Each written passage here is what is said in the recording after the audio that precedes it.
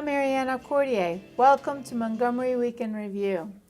Global warming has created an additional danger which is little talked about, as toxic chemicals are mobilized in our atmosphere. Bruce Fowler, a toxicologist, will explain. Montgomery Housing Partnership has been in Montgomery County for 30 years with a rich history of accomplishments. Robert Goldman, the executive director of MHP, has a story of the visions for the future. EveryMind has a new homeless information line which will provide those in need with contact information about homeless services. Betsy Bowman, the director of Adult Case Management Services, will report on the effort. The Montgomery County State's Attorney's Office has a task force on crimes against seniors and vulnerable adults, in part to counter the scams they face. Katherine Getty from the office will tell us what is being done to protect these populations. Bruce Fowler, thank you for coming, and I'm scared to ask what toxins are in our water and our food. What's going on? All the good ones or bad ones. Basically, one of the consequences of global warming is that chemicals which have been locked up in ice or in snow are being re-released into the environment.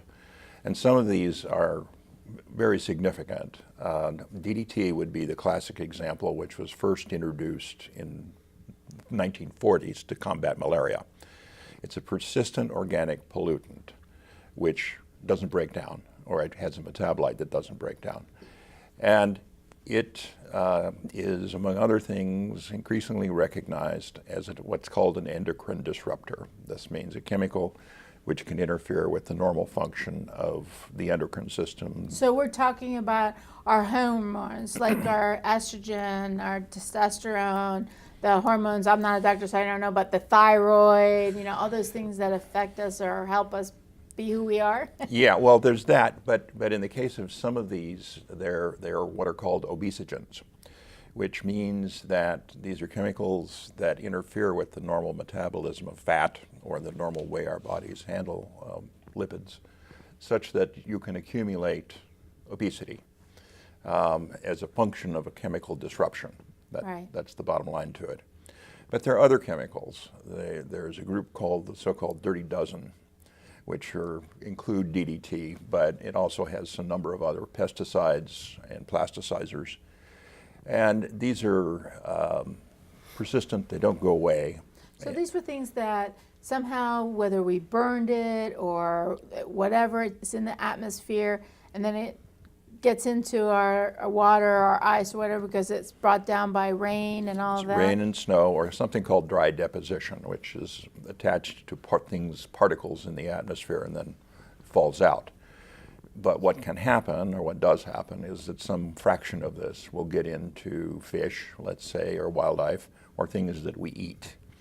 And this is particularly a problem for subsistence hunters and fishers, people that live in Alaska where they must do this to eat.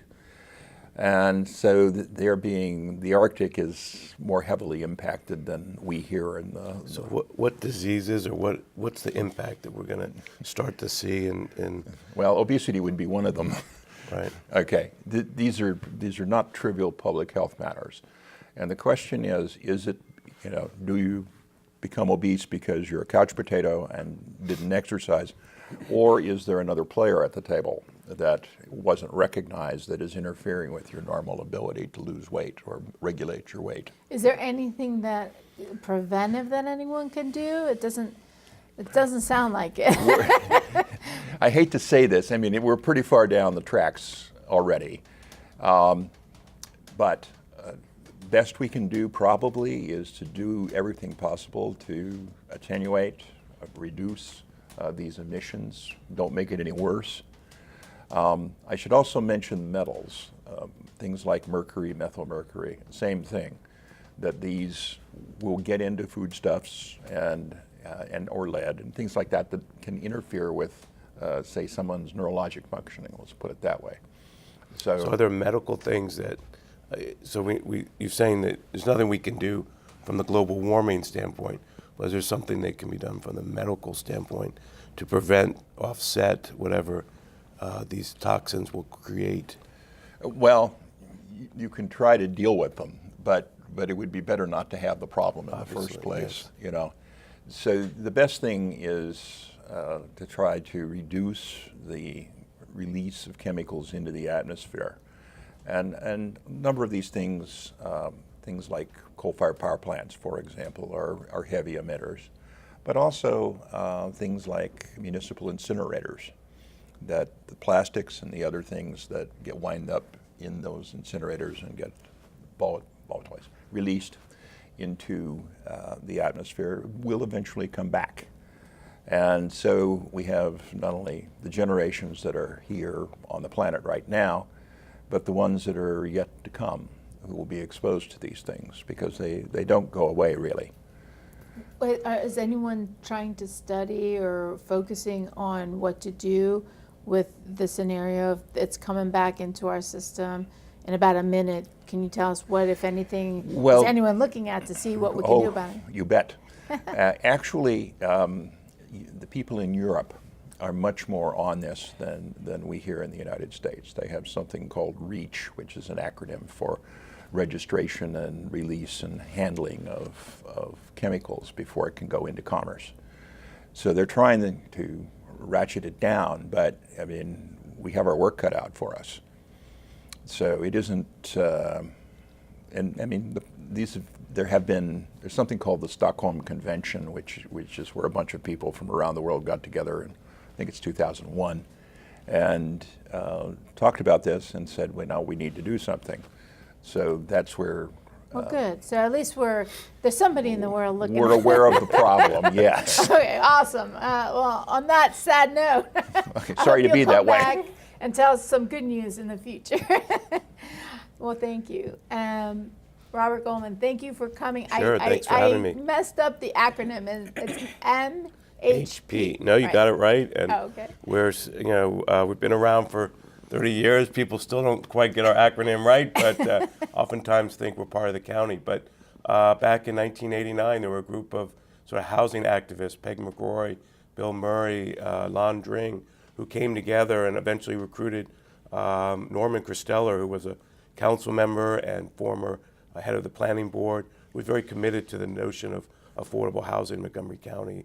And we were having a crisis, and so that began Montgomery Housing Partnership. We began very simply with just buying an MPDU here and there, and now doing very complex rental complexes, but building new, buying older buildings. So for those of us who may not be completely up to date on what your organization does, why don't you explain it? What is it that you offer? We are a nonprofit organization that develops affordable housing in Montgomery County, and we take a comprehensive approach to that. So we're not just building the housing or buying the housing, but we're also providing programs for our residents to empower them, and we're also strengthening neighborhoods around where affordable housing is located. So we'll have preschool programs for the kids to get them ready for kindergarten. We do after-school programs for elementary school kids, and a whole host of things, and as well as working to revitalize older neighborhoods in Montgomery County, because we feel like the success of affordable housing can't just be build the housing and forget about the residents. Right. So what do you see being the future, your vision of what's coming? So, we continue to kind of have a housing crisis. Recently there was a study that said people who, renters in around the country are not going to they're not either going to their doctor or following their doctor's plans because they can't afford it, which means that housing costs is causing them not to be able to get good medical care. Right, So you have to choose. Do I pay my bill to stay in my housing, or do I pay for the medication that I need? Exactly. Right. So I think we have a big focus on, as part of our resident programs, the connection between health and housing. We're bringing in health providers. MHP's name is about partnership. So we're partnering with local nonprofits, Primary Care Coalition and other Mobile Med and other nonprofits to bring health care needs to the residents, so they're not ignoring them, they're make sure they're taking their medication, make sure they're not just focused on going to the emergency room to get the medical care. Let's get them to the doctor ahead of time so we can prevent major illnesses from happening. We're also really focused on, we have a great early childhood care, child care educational services. We want to take them from preschool to college. And so we're really working on middle school programs and programs for high school kids to get them to college. And then we have a pretty wide array of more complex housing that we're building. We just did our first senior building in downtown Silver Spring called the Bonifant, awesome. which we're very excited about, as well as more complicated deals. And it's very difficult to do the work we do, and we're trying to build the capital to be able to do that work. It's very expensive, obviously, here in Montgomery County. How is the partnership funded? A lot of different ways. In terms of the work we do, we get some fees from the work we do. We get some money from the county. We do a lot of fundraising from foundations and corporations. And then for the projects we do developments, we go to the bank for all that the development can support, because people are paying rent. But there's a gap. This isn't market rate housing, and so there's going to be a gap between what a market rate developer would charge and what we are. And so the Montgomery County has a wonderful fund called the Housing Initiative Fund. We look to trying to build that. Right now it's around $60 million, trying to get commitments from the county executive to build that up to $100 million by the end of his first term. So a lot of work to do. It was very complex to get it all done, but we're very optimistic that there's a real commitment here in Montgomery County. And I think that's been our success over the 30 years, is that we've been able to pull people together, but there's been a real commitment towards helping folks get affordable housing here in Montgomery County. In the last minute or so that we have, if someone in the audience is interested, or it sparks their interest to somehow be able to donate or participate, or whatever are the options, how would they? Perfect. They can go to our website, www.mhpartners.org, and we do a number of tours, and I think that's the best way to first get introduced to MHP. We'll take you to one of our properties, show you the work we do, both the housing, the community life programs, the neighborhood work. We explain that. We have residents speak, so you really get a feel for what does it really mean not What's to have the affordable impact, housing. It's about real people's lives. And so they can do that. And then we have on the website ways they can volunteer and do other things. Well, thank you so much, and Yep, congratulations on the 30-year Appreciate it. anniversary. We have to take a break. We'll be right back.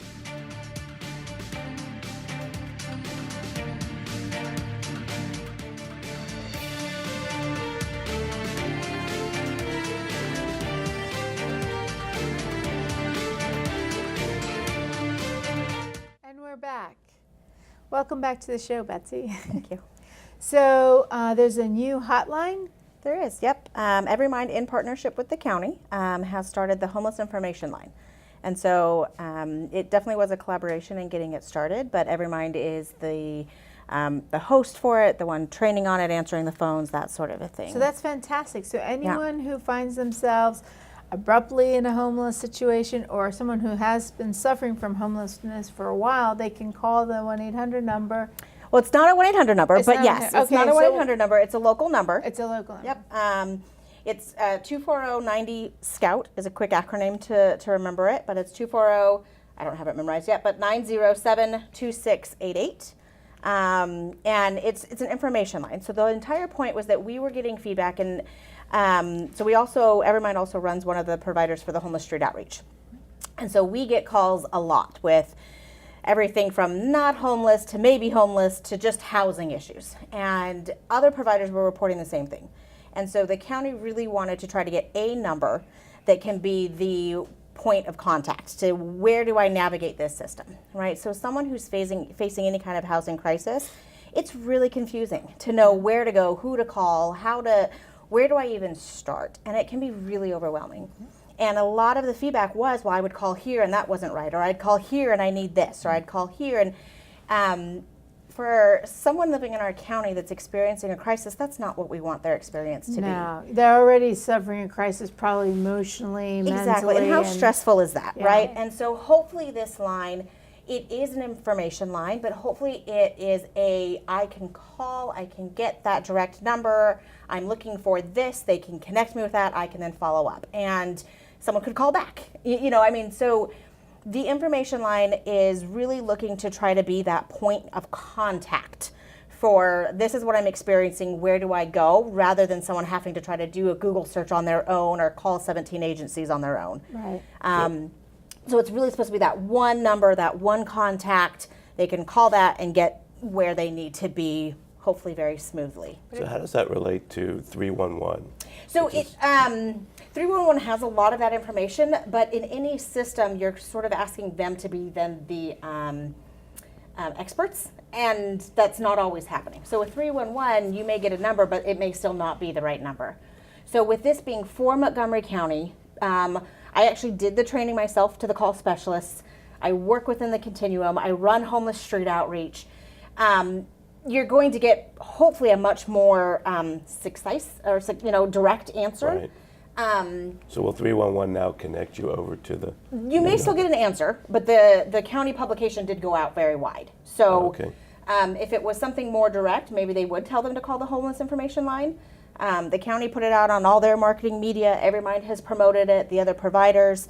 Now, if you still call our homeless street outreach line, you're going to get a lot more information because that case manager knows what they're doing. They do it day and day. But the homeless information line, again, that's what we're going to market out to the community of this, call this, let this help you. So if I'm out and walking about and I see something or I know of something that's habitually happening, Yeah. which looks like maybe it's a person or a family who may be having homeless issues, can I call that number? You can. So it is a dual purpose line. It is information only. So whether you call for yourself or you call for someone else and say, hey, I want some food bank information, and they would give you that number. Or I want a shelter number, they would give you that.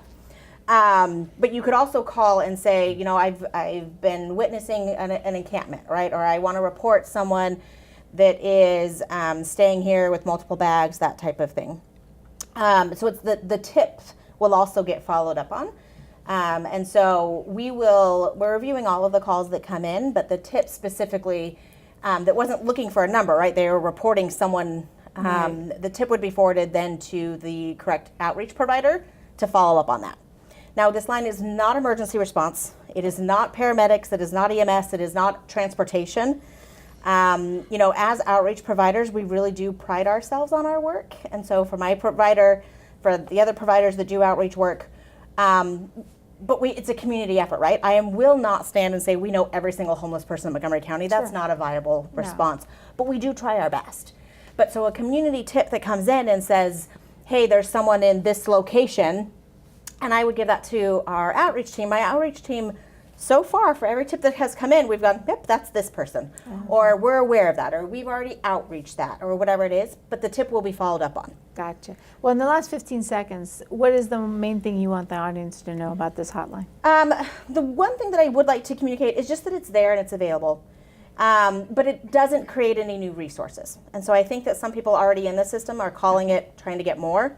It's just a connection point. Okay. Well, thank you so much, Yeah, and thank you great for having me. work. I'm glad that we have such a great county with great services. So, speaking of county and services, the State's Attorney's Office. Katherine Getty, welcome to the show. Thank you. I know this is your first time. It is. We'll be nice. Thanks. Nothing too tough. So, as a lawyer, I know I've seen these cases, the vulnerable adults, the seniors, the scams. Why don't you tell us a little bit about what's going on and So measures. we, the State's Attorney's Office, along with a number of partners, have a task force. And we set it up some years ago, but we specialize in crimes against seniors and vulnerable adults. In the State's Attorney's Office specifically, we have a unit devoted to those crimes. And as our name says, seniors are senior citizens who are targeted either financially or through physical or sexual abuse or anything like that, any sort of scams. But we also have our section deals with vulnerable adults. So anybody who maybe have a disability and can't care for their needs themselves, we also, any crime that's committed against them, we will prosecute. We work very closely with Adult Protective Services. Anytime they get a referral from any source and they believe a crime has occurred, they reach out to us. And Well, so I know that this is a time of year it certainly is. where all the folks start knocking on my door Yep. wanting to fix my roof, cut my lawn, take down a tree. And it's tempting, but you know, some of them are really good at the pressure sale. And so is that something It is a scam that is prevalent in this region. Very many of these people come up from certain counties in Virginia, and they knock on your door. They'll go to a neighborhood and they will scout the neighborhood out. They will look to see, you know, maybe an older model car or a car that has a handicap placard or maybe an elderly person in the front yard carrying groceries. And they'll knock on your door and they'll say, your roof needs fixed. Well, you can't go up on your roof. You don't know what's up there. And so you say, okay, because God forbid your roof does need fixed. And then they come down and say, we did the work and, you know, it's actually $10,000 more. Well, you pay them and then they leave, and then it turns out that they didn't do the work, or your tree didn't need to come down, or they charged you too much for it. Or my favorite is they get the person to pay up front. Exactly. And then they don't show up to do the work. Right, exactly.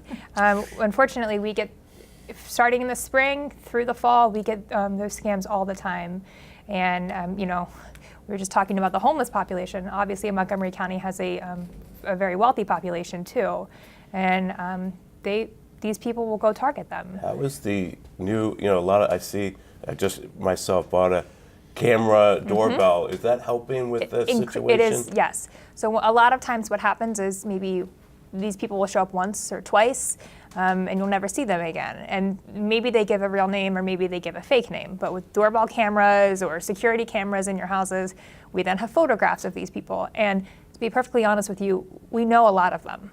You know, this is not something, if you're going to commit these scams, you're kind of dedicated to it, and you know, you'll keep coming back. So I've had a number of cases where the detective will go out, will look at the picture and say, no, I know that person. And then we go from there. That's awesome. Yeah. You know, it's funny how technology can be so helpful. But also, it's my understanding there are certain cases sometimes when it's a family member that's taking advantage of the senior or... We have, unfortunately, you know, as people get older and their family members take care of them, sometimes things happen. And it can be financial exploitation, you know, by having access to that senior's bank account and then using that money for your own personal use. Or, you know, it can be a physical abuse as well. You know, we prosecute all of those crimes, and they're heartbreaking, especially when it's a family member who is, you know, supposed to be caring for their parent or relative in their old age. But the reality is, you know, they do exist, and we make it a point to prosecute the cases when we can, because it's important to send a message. Go ahead. One of the things we see is that you know, people want to stay in their home Yes. as long as Yes. possible. I know it took forever to get my mom into a senior facility because she wanted to stay. And I think that leaves people alone. It does, and it leads them to be very vulnerable to other individuals coming in and saying, "Pay me money, and I'll, you know, try to keep you here." And then I just had a case not too long ago where a man moved in with a woman and drained her bank account, got a reverse mortgage on her house, and solely because she wanted to stay there. And one of the things we see at our... So in the last Yep. 30 seconds, what is the last point you want to leave with the audience? I think I would say, you know, be mindful of your neighbors. Be mindful of what's going on, whether it's you see a lot of work being done on someone's house, or you haven't seen, you know, your senior neighbor in a while. Just go check in on them. And then if you think something is happening, report them to Adult Protective Services. Adult Protective Services will go out, they'll just do a check, and then go from there. Well, thank you so much, and thank you for your hard work and everything. And thank you, all of you, for joining me this week. And thank you for joining us for this week's edition of Montgomery Weekend Review. I'm Mariana Cordier. Please join us next week at this same time.